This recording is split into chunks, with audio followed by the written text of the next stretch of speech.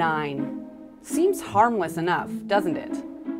But the more you know about what they plan to do with Line 9, the more you end up yelling, "Holy shit." Here are the facts. Line 9 is a 30-inch diameter pipeline pumping 250,000 barrels of crude a day from Montreal to Sarnia. The crude itself comes from such places as the North Sea, West Africa, and the Middle East. The line is 35 years old and was only designed to handle light crude, not the heavy stuff coming out of the tar sands. Line 9 is owned by Enbridge, and this company has come up with a plan. First, instead of pumping the light crude east to west, it wants to pump oil west to east, but not the light crude coming out of the Middle East. The oil it wants to pump comes from the tar sands and is much heavier and dirtier.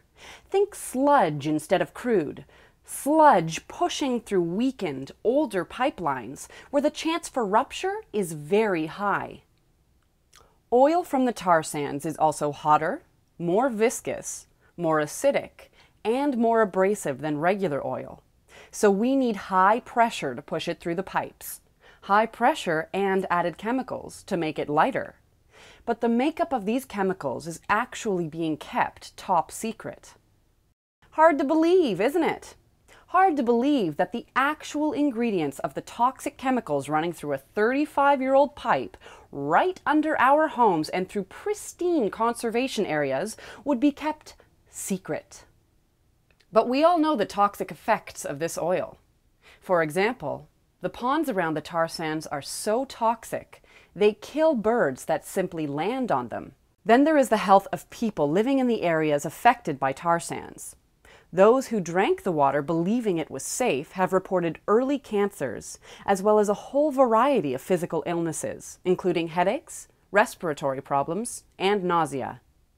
For many communities surrounding the tar sands, this is the only drinking water available to them. Would environmental assessments help? Unfortunately, Omnibus Bill C-38 killed the requirement for a full environmental assessment for projects such as Line 9. So at least we can present our point of view to the National Energy Board, right? Not really. Bill C-38 also changed the way public input can be presented. In the case of Line 9, there was a 2-week window in which citizens could apply for the right to send in a letter of comment.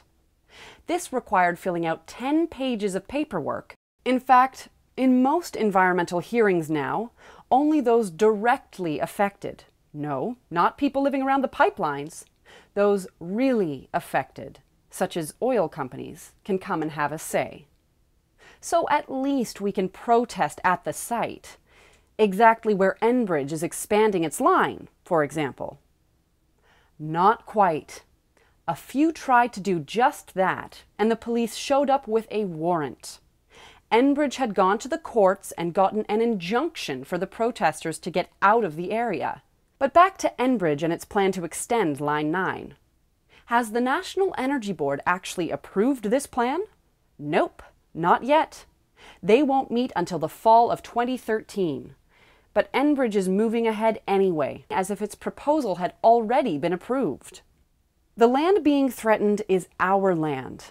It does not belong to Enbridge, Exxon, Chevron, Shell, or Stephen Harper. And because those we elected to represent us represent big oil instead, the only ones left to fight for a cleaner Canada is us. That's why we must rally around those people actively fighting this Line 9 project. The people being threatened or arrested for going out there and expressing their democratic rights. For standing up for the health of our people, our land, and our lives.